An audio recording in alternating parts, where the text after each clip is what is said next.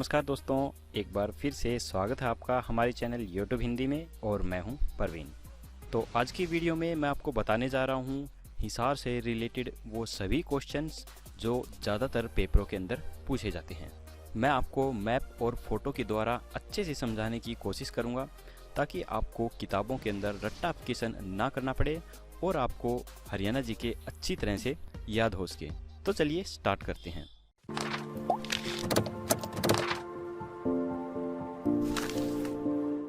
तो देखिए, हिसार की स्थापना 1 नवंबर 1966 को हुई थी, यानी कि जब हमारा हरियाणा बना था उसी समय हिसार जिला बना दिया गया था।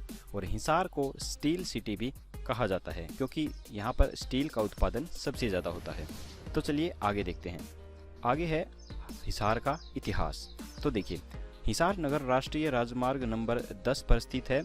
इस नगर की स्थापना सन 1354 ईस्वी में तुगलक वंश के सुल्तान फिरोज शाह तुगलक के द्वारा की गई थी। इस बादशाह द्वारा एक किला बनाया गया था जिसके 4 द्वार थे, जिन्हें दिल्ली गेट, मोरी गेट, नागौरी गेट और तलाकी गेट कहा जाता था। प्रारंभ में इसका नाम हिसार ए फिरोज था। हिसार फारसी भाषा का शब्द है जिसका अर्थ है दुर्ग अथवा किला, अतः हिसार ए फिरोज का अर्थ है फिरोज का दुर्ग। कालांतर में हिसार ए फिरोज को हिसार के नाम से पुकारा जाने लगा। कहा जाता है कि एक गुजरी के लिए फिरोज शाह ने गुजरी महल बनवाया था जो आज भी विद्यमान है।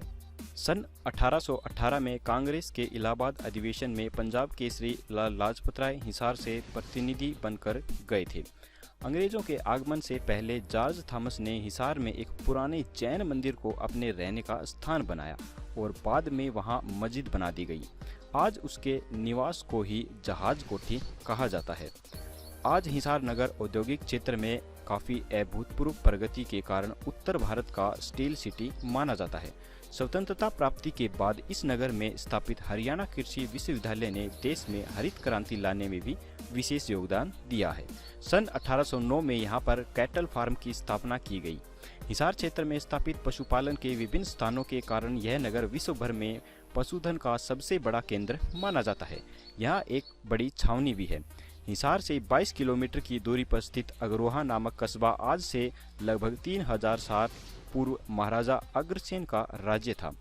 अग्रोहा में महाराजा अग्रसेन मेडिकल कॉलेज की स्थापना के बाद इस शहर का महत्व और भी ज़्यादा बढ़ गया है और हिसार का जो मुख्य खनिज पदार्थ है वो शोरा है। तो चलिए अब आगे देख लेते हैं। आगे हैं मुख्यालय, उपमंडल, तहसील और उप तहसील खंड। तो ये कौन कौन से पड़ते हैं तो देख लेते हैं। जो मुख्यालय है वो पड़ता है हिसार और जो उपमंडल है वो पड़ते हैं हिसार, हांसी, बरवाला और जो तहसील हैं वो पड़ती हैं हिसार, आदमपुर, हांसी, नारनौद और परवाला और जो उप तहसील हैं वो पड़ती हैं उकलाना मंडी, बालसमंद और बास और जो खंड हैं वो पड़ते हैं आदमपुर, बरवाला, बांस, हांसी प्रथम और हांसी द्वितीय। ये खंड पड़ते हैं। तो चलिए आगे देखते हैं। आगे है महत्वपूर्ण व्यक्ति। तो अरविंद केजरीवाल का जन्म जिंदल स्टेनलेस के इंजीनियर गोविंद राय के घर 1958 में हिसार जिले के सिवानी कस्बे में हुआ। इन्होंने सन 1989 में आईआईटी खड़गपुर से मेडिकल इंजीनियरिंग में स्नातक की उपाधि प्राप्त की थी। मदर टेरेसा और रामकृष्ण परमहंस के आदर्शों से प्रभावित होकर परिवर्तन नाम से एक सामाजिक संगठन भी इन्होंने खड़ा किया था। अन्ना हजारे और अरुण राय सरीखे जैसे समर्पित व्यक्तियों के साथ मिलकर सूचना का अधिकार प्राप्त करने के आंदोलन में भी ये शामिल हुए थे और परिणाम स्वरूप 2001 में दिल्ली आरटीआई एक्ट तथा 2005 में भारतीय आरटीआई एक्ट लागू कराने में इन्होंने सफलता भी प्राप्त की थी। तो इनके बारे में आप जानते ही हैं, ये फिलहाल दिल्ली के मुख्यमंत्री हैं। तो चलिए आगे देख लेते हैं। आगे है विद्या देवी जिंदल स्कूल हिसार। विद्या देवी जिंदल स्कूल छात्रा शिक्षा के लिए उत्तरी भारत का एक विशिष्ट विद्यालय है जिसकी स्थापना जुलाई सन 1984 में विख्यात उद्योगपति, सांसद एवं समाज सेवी स्वर्गीय श्री ओम प्रकाश जिंदल जी ने की थी। तो इसकी फोटो मैं आपको दिखा देता हूँ। ये देखिए, ये है विद्या देवी जिंदल स्कूल। ये आप देख सकते हैं, यहाँ पे फुवारा है और ये 2 बिल्डिंग है और ये थोड़ी स्टाइलिश बिल्डिंग बन रही है और ये पार्क वगैरह आपको दिख रहे हैं। तो ये है विद्या देवी जिंदल स्कूल हिसार। तो चलिए आगे देखते हैं। आगे है गुरु जम्भेश्वर विश्वविद्यालय ऑफ साइंस एंड टेक्नोलॉजी। तो गुरु जम्भेश्वर विज्ञान एवं प्रौद्योगिकी विश्वविद्यालय हिसार की स्थापना 20 अक्टूबर सन 1995 में हिसार राज्य विधानसभा द्वारा एक एक्ट के तहत की गई थी। औपचारिक रूप से इसका उद्घाटन 1 नवंबर सन 1995 को किया गया था। विश्वविद्यालय का नामकरण 15वीं शताब्दी के महान पर्यावरणविद गुरु जम्भेश्वर महाराज के नाम पर किया गया था। तो इसकी फ़ोटो मैं आपको दिखा देता हूँ। तो ये देखिए, ये इसका फ्रंट गेट है। आप देख सकते हैं यहाँ पे नाम लिखा हुआ है कॉलेज का, गुरु Jambheshwar university of science and technology Hisar.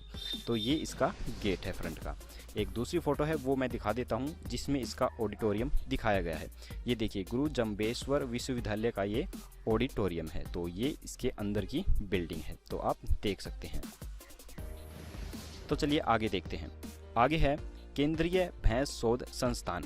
Hisar में बहुत पहले से ही प्रोजेनिक टेस्टिंग बुल फार्म कार्यरत था। यह संस्थान प्रजनन हेतु किसानों को अच्छी नस्ल के सांड तथा भैंसा उपलब्ध कराता था। सन 1985 में हरियाणा राज्य सरकार द्वारा इस संस्थान के भारतीय कृषि अनुसंधान परिषद को हस्तांतरण के बाद केंद्रीय भैंस शोध संस्थान की स्थापना की गई। प्रोजेनिक टेस्टिंग बुल फार्म से केंद्रीय भैंस शोध संस्थान के रूप में पुनर्निर्मित यह संस्थान 1 फरवरी सन 1985 से कार्य कर रहा है। इस संस्थान ने भैंसों में दूध उत्पादन क्षमता बढ़ाने की दिशा में अनेक शोध और प्रयोग भी किए हैं। तो इस संस्थान की फ़ोटो मैं आपको दिखा देता हूँ। ये देखिए, ये है केंद्रीय भैंस शोध संस्थान। ये फ़ोटो आपको थोड़ी धुंधली सी दिख रही है, लेकिन यहाँ पे देखिए ये नाम इसका दिखा रखा है। और ये एक फ्रंट गेट है और ये दूसरा गेट है, और ये एक गेट है इस तरफ और ये दूसरा गेट है। तो ये है केंद्रीय भैंस शोध संस्थान हिसार का। तो चलिए आगे देखते हैं।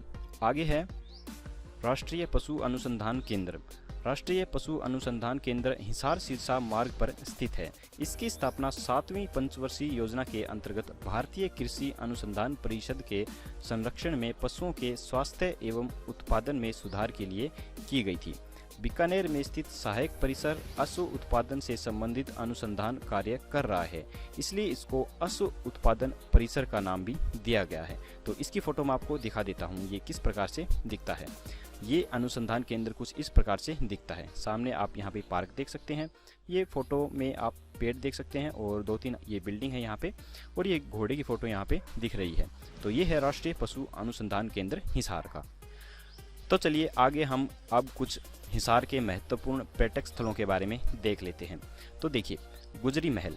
गुजरी महल फिरोज शाह तुगलक के द्वारा निर्मित किले का ही एक हिस्सा है। कहा जाता है कि शिकार के समय एक रूपसी गुजरी लड़की से सुल्ताना फिरोज शाह तुगलक के हृदय में प्रेम भाव उत्पन्न हो गया था। गुजरी के अनुरोध पर सुल्तान ने उसके लिए किले से बाहर महल बनवाया था। यह किला सन 1356 ईस्वी में पूर्ण हो गया था। यहाँ पर एक भूल भुलैया भी स्थित है। तो इसकी फ़ोटो मैं आपको दिखा देता हूँ।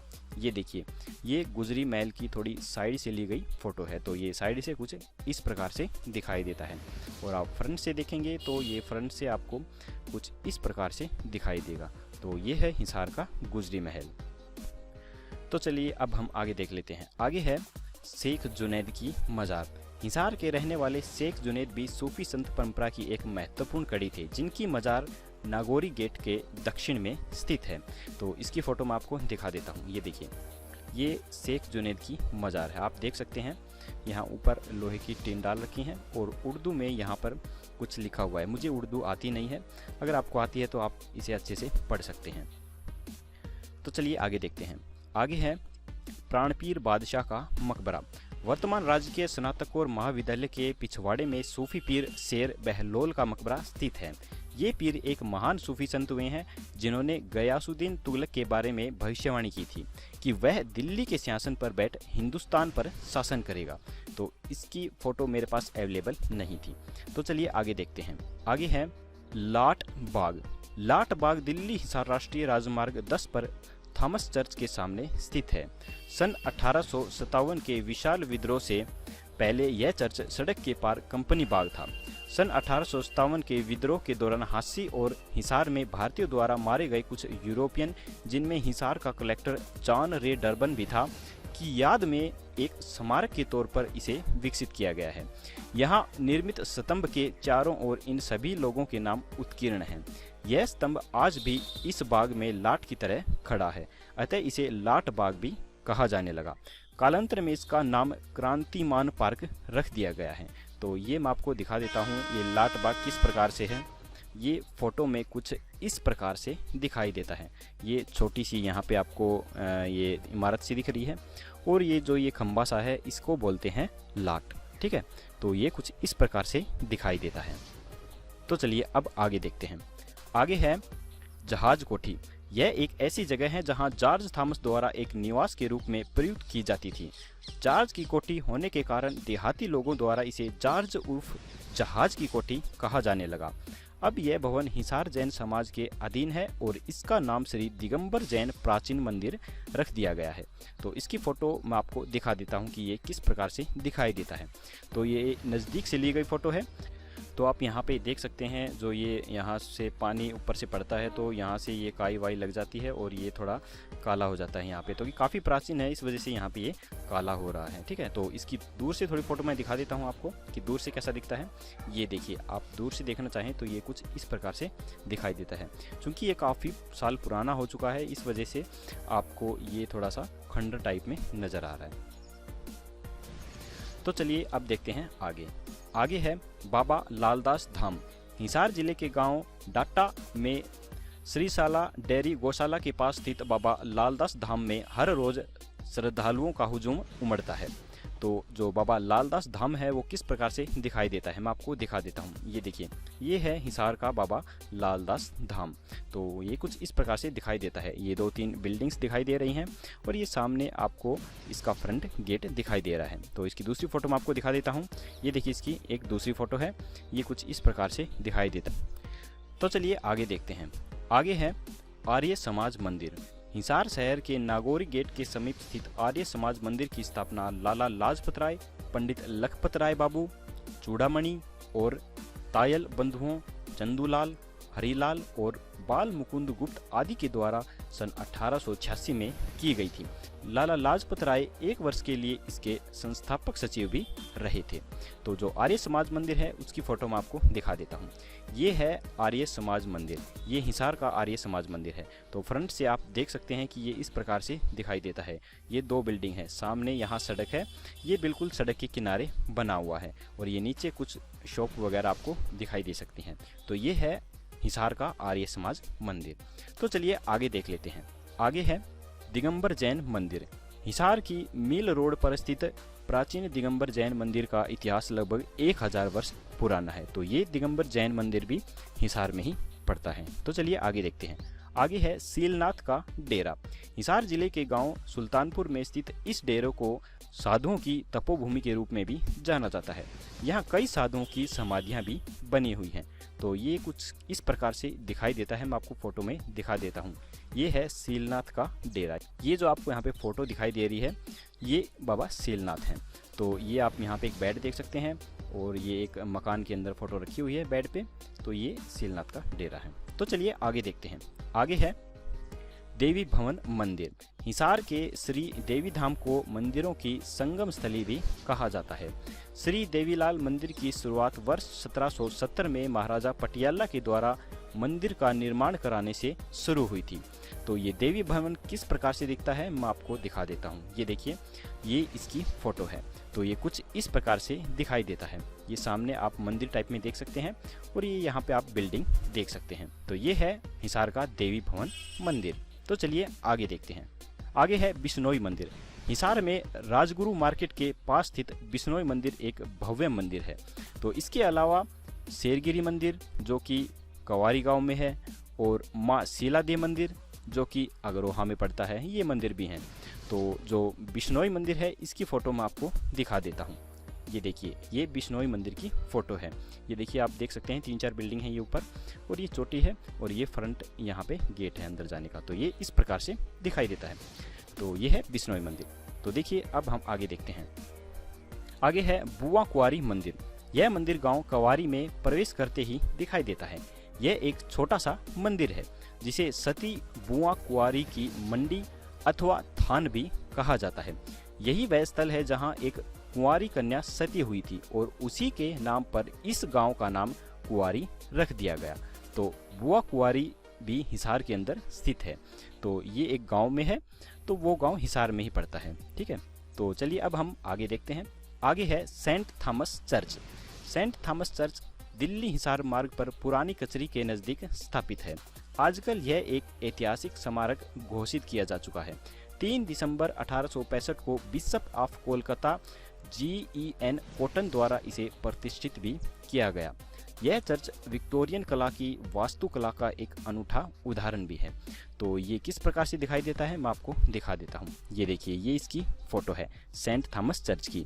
तो ये चर्च ईसाइयों के होते हैं, तो ईसाई इसके अंदर अपने भगवान की पूजा करते हैं। तो आप देख सकते हैं ये इस प्रकार से है, बाहर से आपको इस प्रकार से दिखाई देता है, और जब आप अंदर जाएंगे तो ये कुछ इस प्रकार से आपको दिखाई देगा। ये देखिए दूसरी फ़ोटो में आप देख सकते हैं, ये चर्च कुछ इस प्रकार से अंदर से दिखाई देगा आपको।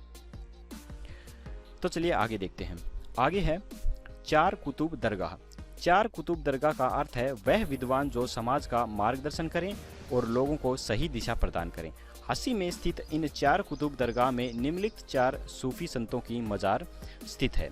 वह 4 संत इस प्रकार से हैं: शेख कुतुब जमालुद्दीन अहमद, शेख कुतुब मौलाना बुरहानुद्दीन, शेख कुतुबुद्दीन मुनवर और हजरत कुतुबुद्दीन नूरुद्दीन। तो ये हैं हिसार के 4 कुतुब दरगाह। तो इसकी फ़ोटो मैं आपको दिखा देता हूँ। ये देखिए, ये इसकी बाहर से ली गई फ़ोटो है। तो ये ऊपर से कुछ इस प्रकार से दिखाई देता है और इस पे वाइट सफ़ेदी की हुई है। तो ये है 4 कुतुब दरगाह। और इसकी पास से फ़ोटो है एक, वो दिखा देता हूँ मैं आपको। ये पास से कुछ इस प्रकार से दिखाई देता है। तो यहाँ पे देखिए, आप देख भी सकते हैं कि दरगाह 4 कुतुब नाम लिखा हुआ है और नीचे लिखा हुआ है चिल्लाह हजरत बाबा फरीद गज सकर। ठीक है, तो चलिए अब हम आगे देखते हैं। आगे है मीरा साहब की मजार। झांसी के प्राचीन दुर्ग के ऊपर उत्तर दिशा में स्थित बाबा मीरा साहब की मजार लगभग 800 वर्ष पुरानी है। बाबा मीरा साहब का पूरा नाम हजरत नियमत उल्लाह वली उर्फ मीरा साहब था। तो ये बाबा मीरा साहब की मजार ये हमारे हिसार में ही स्थित है। तो इसके आगे हम देखते हैं प्रमुख उद्योग। तो जो हिसार के प्रमुख उद्योग हैं वो ये हैं, जैसे कपास छटाई हुआ, हैंडमूल हुआ, वस्त्र हुए, कृषि यंत्र हुए, सिलाई मशीन के हुए, ये यहाँ के प्रमुख उद्योग हैं। इसके अलावा गुलाना मंडी अपने इलाके की देसी घी की भी सबसे पुरानी मंडी मानी जाती है। और इनके अलावा यहाँ की जो मार्बल चाय है वो चाय उद्योगों में एक प्रसिद्ध नाम है। तो ये यहाँ के कुछ प्रमुख उद्योग हैं। तो चलिए अब हम आगे देख लेते हैं। आगे है हिसार ज़िले के प्रसिद्ध मेले। तो हिसार में जो प्रसिद्ध मेले हैं उन सब की मैंने ये लिस्ट बनाई है। तो आप देख सकते हैं कौन कौन से मेले लगते हैं। देवी का मेला, गोगा नवमी का मेला, शिव मेला, समाधि मेला, काली देवी मेला, अग्रसेन जयंती मेला, हनुमान जयंती मेला, दादी गौरी मेला, खाटू श्याम मेला, किसान मेला, सच्चा सौदा मेला और शीतल माता मेला। तो ये प्रमुख मेले हैं कुछ जो कि हिसार में लगते हैं। तो चलिए अब हम आगे देख लेते हैं। आगे है नेशनल हाईवे। तो हिसार से जो नेशनल हाईवे गुजरते हैं वो 2 नेशनल हाईवे हैं, वो हैं नेशनल हाईवे 10 और नेशनल हाईवे 65। तो आप इन हाईवे को अच्छी तरह से समझ सको और ये हिसार के अलावा हमारे हरियाणा के किन किन जिलों से गुजरते हैं उनकी भी इंफॉर्मेशन आपको मिल सके, इसलिए मैं आपको इनको अच्छे से समझा देता हूं। तो चलिए देखते हैं ये किस प्रकार से हमारे हिसार ज़िले से निकलते हुए हरियाणा के कौन कौन से ज़िलों से जाते हैं। तो देखिए, जो नेशनल हाईवे 10 है वो यहाँ दिल्ली से स्टार्ट होता है और दिल्ली से स्टार्ट होकर ये हमारे झज्जर में सबसे पहले प्रवेश करता है। तो ये यहाँ झज्जर में प्रवेश करता हुआ इस तरह से रोहतक की तरफ जाता है और फिर रोहतक से होता हुआ ये यहाँ थोड़ा सा भिवानी में से भी जाता है और हिसार होता हुआ इस प्रकार से ये फतेहाबाद में जाता है और फिर यहाँ से इस तरह मुड़ता हुआ सिरसा में जाता है और सिरसा से सीधे बीचों बीच जाता हुआ ये यहाँ पंजाब की तरफ निकल जाता है। तो ये है नेशनल हाईवे 10। तो देखिए, अगर पेपरों के अंदर क्वेश्चन आता है कि नेशनल हाईवे 10 हमारे हरियाणा के किन किन ज़िलों से गुजरता है, तो आप अच्छे से ध्यान रख सकते हैं कि झज्जर, रोहतक, भिवानी, हिसार, फतेहाबाद और सिरसा, इन ज़िलों के अंदर से हमारा जो नेशनल हाईवे 10 है ये गुजरता है। तो चलिए अब हम बात करते हैं नेशनल हाईवे 65 यानी कि 65 की। तो ये इस तरफ राजस्थान की साइड से हमारे हरियाणा ज़िले में प्रवेश करता है। तो सबसे पहले ये इस तरफ भिवानी में प्रवेश करता है। तो भिवानी में प्रवेश करते हुए ये यहाँ हिसार के बीचों बीच नेशनल हाईवे 10 को क्रॉस करता हुआ ये यहाँ जींद में जाता है और जींद में जाते हुए इस तरफ कैथल निकलते हुए यहाँ इस तरफ कुरुक्षेत्र की तरफ चला जाता है और फिर यहाँ से ये यहाँ अम्बाला में यहाँ पर जाकर ये ख़त्म हो जाता है। तो ये है नेशनल हाईवे 65। तो आप देख सकते हैं कि नेशनल हाईवे 65 हरियाणा के किन किन ज़िलों से गुजरता है। भिवानी, हिसार, जींद, कैथल, कुरुक्षेत्र और अम्बाला। तो आपको अच्छे से समझ में आ गया होगा कि जो नेशनल हाईवे 10 और 65 हैं वो हमारे हरियाणा के किन किन ज़िलों में से और किस प्रकार से गुजरते हैं। तो देखिए दोस्तों, अगर आप भी इसी प्रकार से मेरी नई वीडियो कंटिन्यू देखना चाहते हैं तो आप मेरे चैनल को सब्सक्राइब करना बिल्कुल मत भूलिए। मुझे आशा है कि मेरे द्वारा बनाई गई ये वीडियो आपको काफ़ी अच्छी लगी होगी और आपको काफ़ी अच्छे से समझ में भी आया होगा। तो प्लीज़ मेरे चैनल को लाइक करना बिल्कुल मत भूलिए। तो जल्दी ही मिलते हैं दोस्तों एक नई वीडियो के साथ। तब तक के लिए जय हिंद, जय भारत। अगर आपको मेरी ये वीडियो पसंद आई तो प्लीज़ लाइक, शेयर और सब्सक्राइब करना बिल्कुल मत भूलिए। जल्दी ही मिलते हैं एक नई वीडियो के साथ। तब तक के लिए जय हिंद, जय भारत।